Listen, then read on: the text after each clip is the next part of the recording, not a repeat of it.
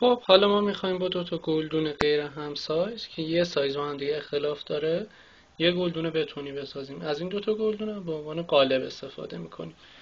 حالا من اینو میارم اینجا که ببینید دقیقاً این یه سایز با هم دیگه اختلاف داره.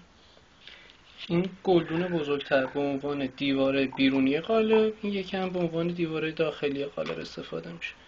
قبل از اینکه بخوایم کارمون رو شروع کنیم اول باید سوراخ‌هاشو با چسب نواری بگیریم که اون ملاط ماس سیمانی که میسازیم از توی این سوراخ‌ها رد نشه.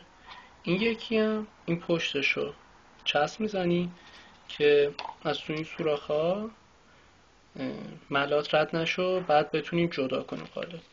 یه کمی هم این قسمت داخلی و قسمت خارجی این یکی قالب رو روغن میزنیم. فرقی هم نداره روغن چرخ، روغن سوخته، یه خود چرخ بشه که بتونیم بعد از اینکه خوش شد بتون که نه ملاط ماس سیمانمون خوش شد بتونیم قالب ازش جدا کنیم. بعد توی سطل معمولی ملاط ماس سیمان میسازیم، بعدم اینطوری همش میزنیم که حالشو نداشتم بسازم. بعد وقتی این دوتا گلدون اینطوری بزنیم تو هم دیگه دقیقا توی سطح باشن، بین این دورش و اینجاها را میتونیم اون ملاط ماس سیمان رو بریزیم و اینجاها و یه گلدون بسازیم که اینطوری میشه. حالا این آماده شده از قبل،